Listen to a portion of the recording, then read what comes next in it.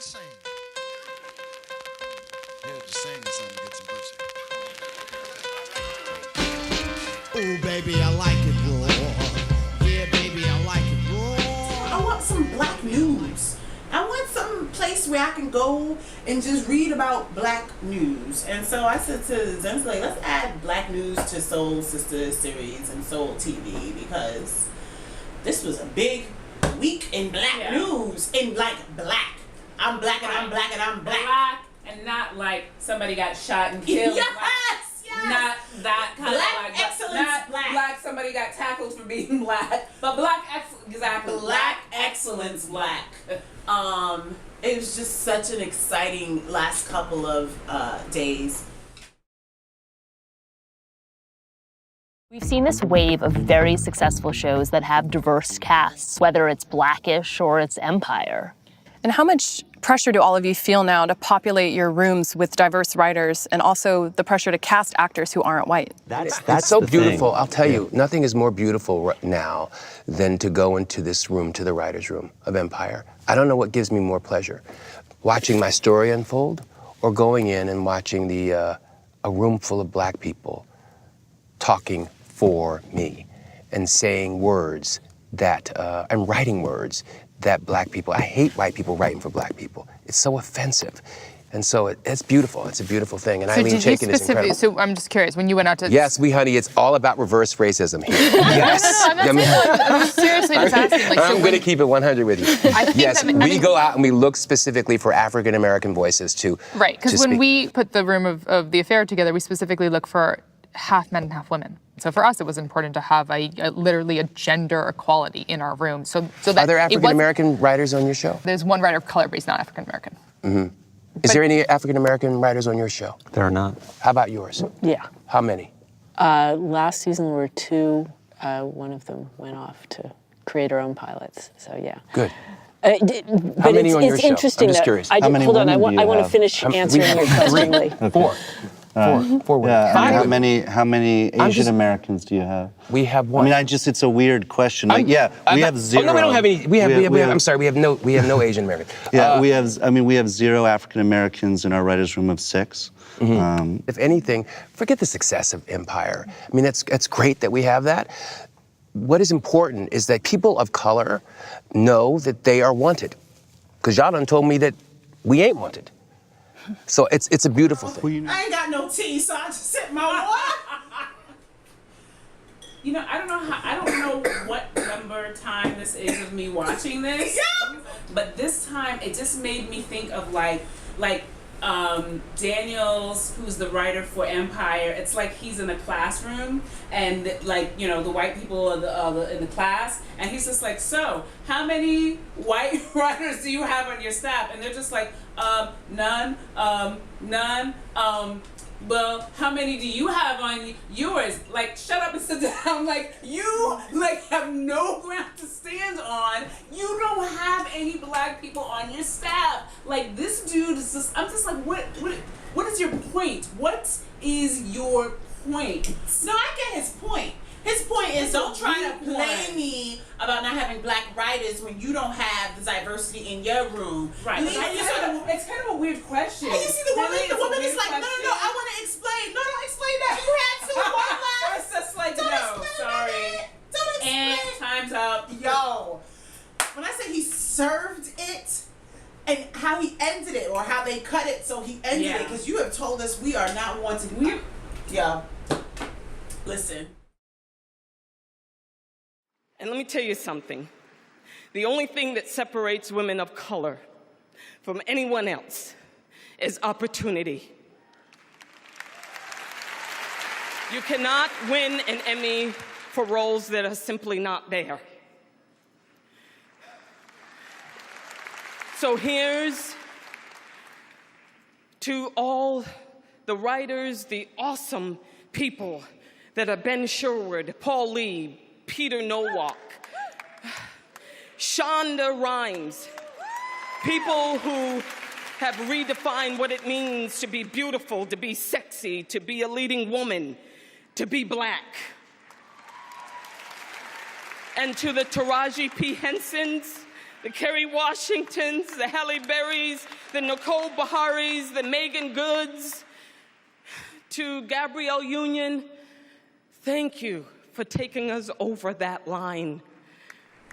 Listen. I didn't even see it live because I was doing something else other than watching the Emmys. But as soon as it popped off, because Twitter and Facebook and everybody was like popping off, so I watched it. Listen, that's another level of gutsiness too.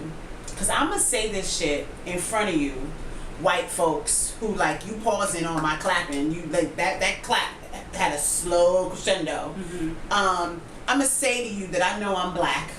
And I know that this shit is hard for black women. Right.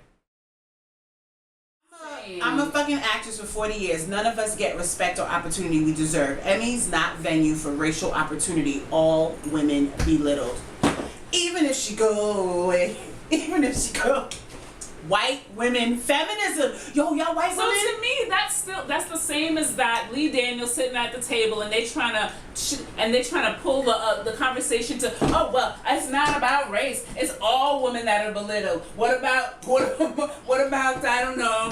What about the Asian women? How come they're like? I'm just like, how do you take race out of that conversation? Well, here's what I know. My professional opinion. White people aren't taking race out of it. They don't see it. They think every time black people bring up race, they are race baiting. They think that they're white people don't see it. They're not faking.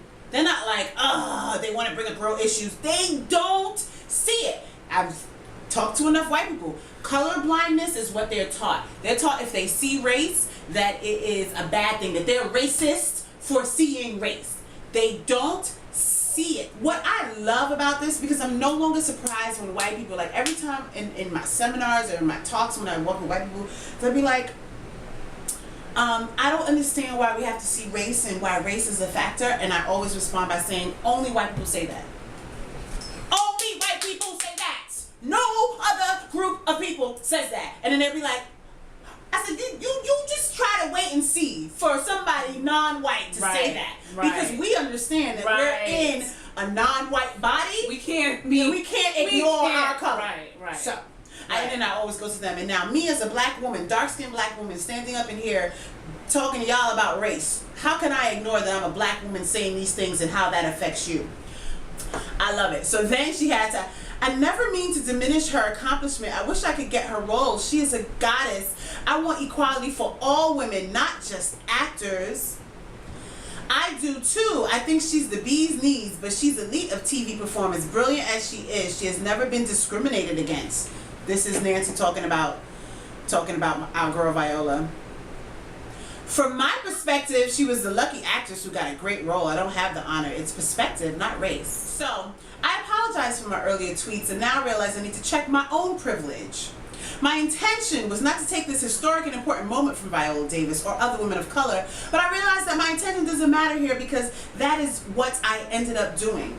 I learned a lot tonight, because they snatched her the same night. It wasn't like tomorrow. They just like snatched her quick.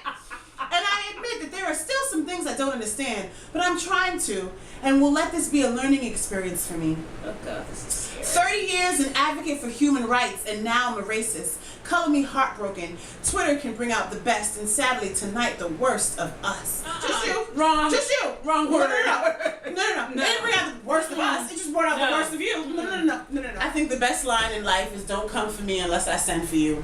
I love here's how to come for me. Don't! Don't. Just don't. But yeah, she got served and her feelings was hurt. She had to come off. It came out so quick. They just hit her so quick. Taraji P. Henson during the Emmys. Taraji she made the Emmys watchable. And on the Emmys, she was just making sure that she was giving praise, being loving, bringing these women up and like hugging and making sure like, yes, like you're gonna, like I'm gonna be the entire cheerleading section for black women on the Emmys. She was just like black girl magic, and we don't get to see that. Right. Those white writers that be writing for black people don't ever write black women in a way that they are cheerleading for one another. Right. And I think somebody put a compilation of Taraji from the Emmys, Right. and you were just like, yo, black girl magic. It would have been very easy for Taraji to do that and sort of like reinform this like black women always tearing each other down shit and just feeling like, well, I should have won the award, and she just did the opposite of that. It's just saying black girl magic. Yes. And the award for black girl magic goes to Taraji P. Henson. And then to add to our black girl magic,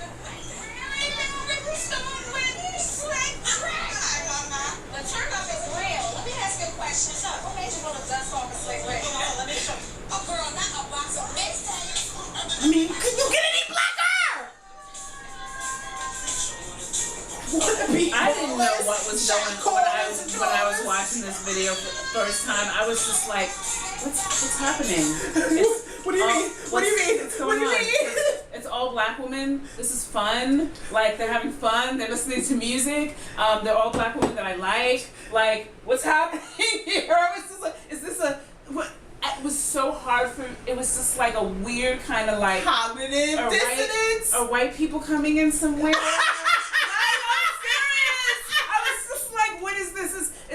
When is the thing gonna swoop in and like take us away and make it into something like horrible? But it was all great. It was all just like, oh my god. I did not know that Ava DuVernay. I didn't know that until after the fact. Whatever her name is. Ava DuVernay, yeah. Sorry, Ava girl.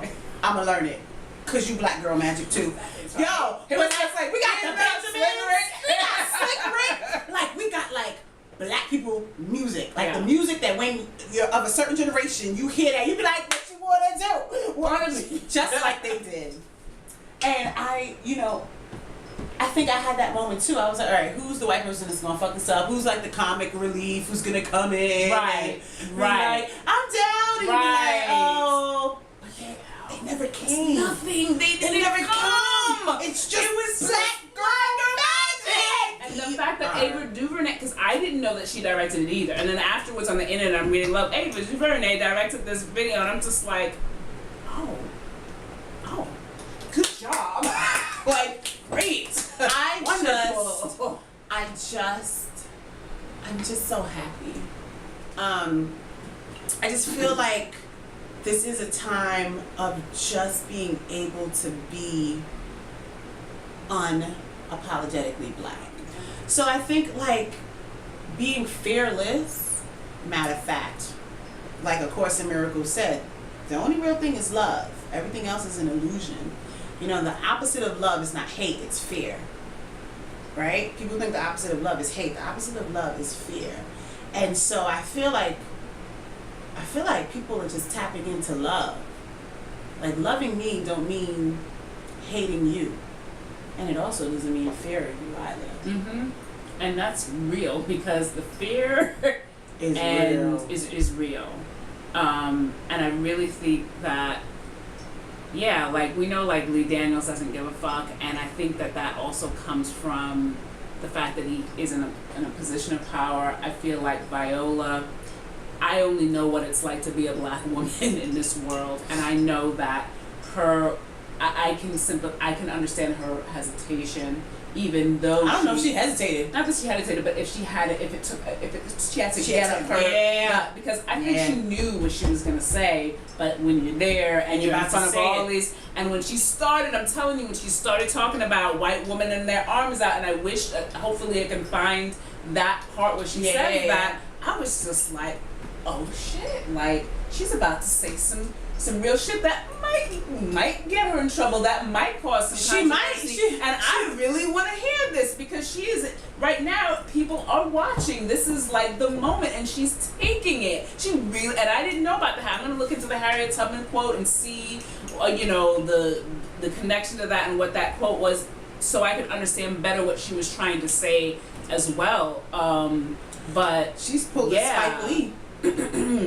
Everybody's pulling Spike Lee. Everybody's pulling pulling a Spike Lee. I think We're pulling a Spike Lee. We're pulling a Spike Lee. The mic so I can take her away. Off on the natural charge, bon voyage. Yeah, from the home of the Dodger Brooklyn squad. Wu-Tang Killer, hubby's on the swarm. Following her historic win, Davis got a giant bouquet of flowers from Oprah Winfrey along with other pricey gifts. I love it, she said. I love being at the receiving end of all of her big gifts. She sent Jay-Z's champagne to me, which I always look it up online and see how much it costs, which is really tacky of me, $450 a bottle. You know what's the best part about that? That Oprah sent Jay-Z champagne. She was like,